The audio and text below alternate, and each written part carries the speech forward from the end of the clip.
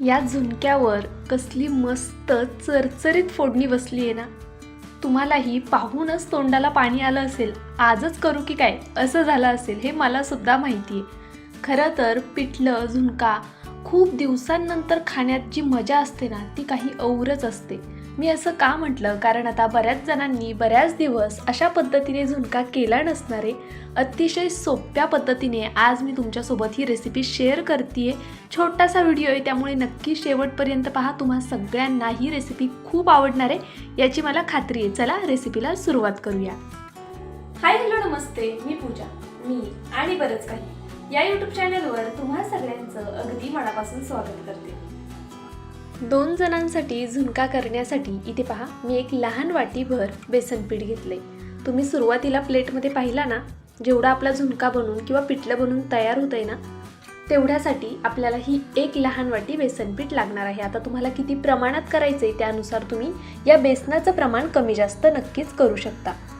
गरजेनुसार थोडं थोडं करून यामध्ये आपल्याला पाणी ॲड करायचे आणि अशा पद्धतीने याच्या सर्व गाठी मोडून घ्यायच्यात. ही सगळ्यात महत्त्वाची टिप आहे.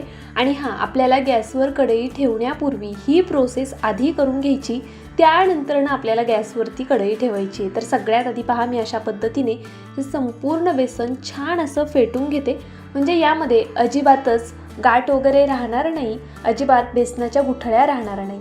आता हे किती पातळ करायचं ते सुद्धा मी तुम्हाला पुढे सांगणारच आहे.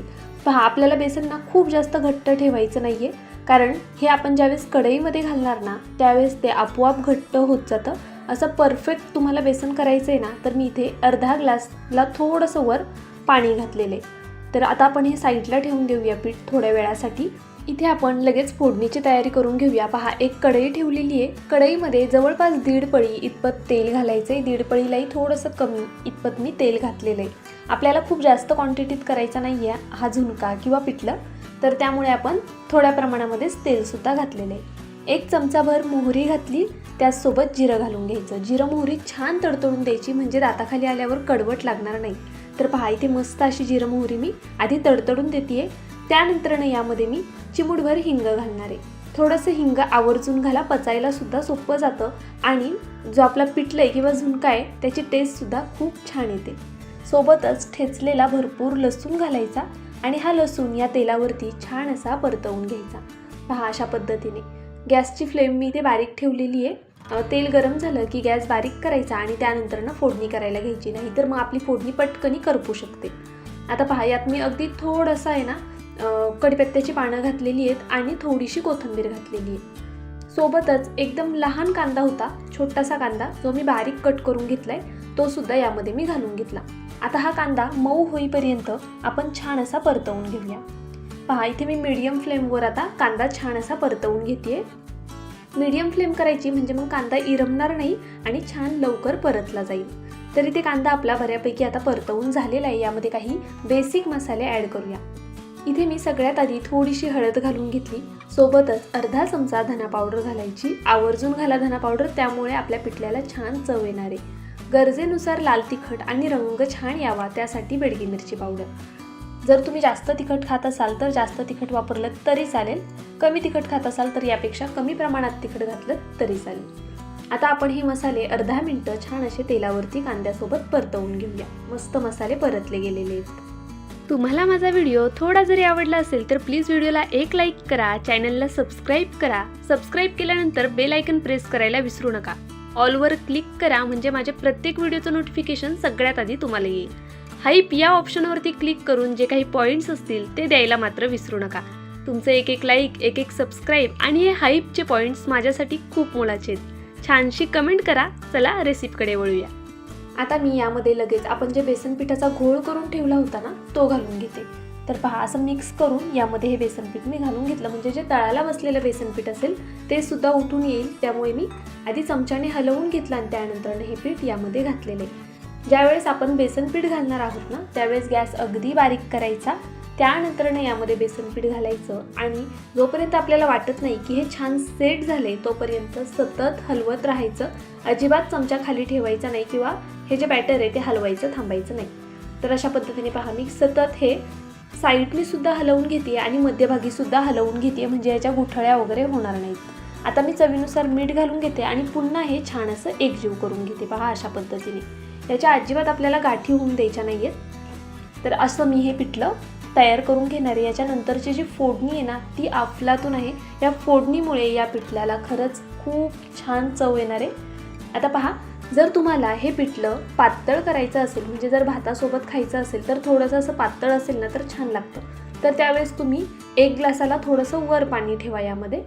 मी आता यामध्ये एक्स्ट्राचं कोणतंही पाणी ॲड केलेलं नाही आहे. जे आपण सुरुवातीला अर्धा ग्लास आणि वरती थोडंसं पाणी घातलं होतं ना तितक्याच पाण्यामध्ये हे पिठलं मी तयार करून घेते आहे. कारण मला हे पिठलं चपातीसोबत खायचं आहे आणि थोडं घट्ट हवं आहे. पिठलं जर भाकरीसोबत खायचं आहे किंवा मग भातासोबत खायचं आहे तर थोडं पातळ धरलं तरी चालेल, किंवा अशा सुक्या पद्धतीचं पिठलंसुद्धा खायला खूप छान लागतं भाकरीसोबतसुद्धा. तर पहा, मी इथे छान हे मिक्स करून घेतलं. गॅस अगदी बारीक आहे. बारीक गॅसवर एक 2 ते 2.5 मिनटं छान अशी वाफ काढून घेतली. 2 ते 2.5 मिनटं झाल्यानंतरनं झाकण काढायचं आहे आणि हे पिठलं एकदा छान असं हलवून घ्यायचं आहे, नाहीतर मग तळाला जास्त लागतं. आता हे पिठलं आहे, हे तळाला थोडं चिटकून बसणारच आहे. स्टीलची कढई आहे अर्थात, आणि हे पिठलं तळाला चिटकणारच आहे. थोडंफार पिठलं तळाला चिटकून बसतं, पण आपण मध्ये मध्ये झाकण काढून अशा पद्धतीने हलवून घ्यायचे, म्हणजे जास्त प्रमाणामध्ये पिठलं चिटकून बसणार नाही. तर पहा, मी इथे छान असं हे सर्व एकजीव करून घेते, छान हलवून घेते. खालच्या साईडने आपल्याला छान हलवायचं आहे हे. त्यानंतरनं पुन्हा आपल्याला यावरती झाकण ठेवायचं आहे एक 3 मिनटासाठी कमीत कमी. बेसन पीठ शिजायला थोडा वेळ लागतो, 5 ते 6 मिनटं, कमीत कमी 6 मिनटं हे पिठलं होऊन द्यायचं आहे. जास्तीत जास्त 7-8 मिनटामध्ये पिठलं आरामात मस्त शिजलं जातं. इथे पहा, मी मध्ये 2दा झाकण काढून हलवून घेतलेलं आहे. तर टोटल आपण 6-7 मिनटं हे पिठलं छान असं होऊन दिलेलं आहे. आता मी इथे पुन्हा झाकण काढलं आणि पहा अशा पद्धतीने हे हलवून घेते. ह्याची जी खालची करप असते ना, म्हणजे जी खाली तळाला लागलेलं जे पीठ असतं ना, ते खायला खूप जास्त छान लागतं. तर पहा, इथे मी हे पिठलं मस्त असं हलवून घेते. जर तुम्हाला समजत नसेल की पिठलं झालं आहे की नाही ते कसं ओळखायचं, आपला जो कलथा आहे ना तो असा पिठल्यासहित थोडा वर उचलायचा. जर ते पिठलं असं हलत असेल, थरथरत असेल ना, तर आपलं पिठलं तयार झाले असं समजायचं. किंवा पाण्याचा हात घ्यायचा आणि थोडासा पिठल्यावरती लावून पाहायचा. जर तुमच्या हाताला अजिबात पिठलं चिकटलं नाही तर समजायचं आपलं पिठलं तयार झाले. इथे पहा, मी वरतून थोडी हिरवी कट केलेली कोथिंबीर घालून घेतली. आता हे सर्व छान असं पुन्हा एकजीव करून घेते. कोथिंबीर घातल्यावर मी लगेचच गॅस बंद केलेला आहे. आता हे फक्त मिक्स करून घेते आणि मस्त एका प्लेटमध्ये काढून घेते. आता तुम्ही जी फोडणी आपण करणार ना ती डायरेक्ट तुम्ही कढईत सुद्धा घालू शकता. म्हणजे कढईमध्येच पिठलं ठेवायचं, सेपरेट फोडणी करून तुम्ही त्यावर सुद्धा घालू शकता. पण मी इथे खाली काढून घेतलेलं आहे, म्हणजे तुम्हाला सुद्धा दिसायला छान दिसेल म्हणून. तर पहा, इथे मी छान कडकडीत तेल गरम करून घेतलं. त्यामध्ये ठेचलेला थोडासा लसूण घालायचा. आपण आधीसुद्धा भरपूर लसूण वापरलं आहे, पण तेलात आवर्जून इथे लसूण घाला. त्यानंतर ना पांढरे तीळ घातलेले आहेत, कढीपत्त्याची पानं घातली आहेत, तोडून घातली आहेत म्हणजे त्याचा सुगंध छान उतरेल. सोबत थोडी कट केलेली कोथिंबीर घातलेली आहे आणि ही चरचरीत फोडणी या पिठल्यावरती मी घालून घेतली अशा पद्धतीने.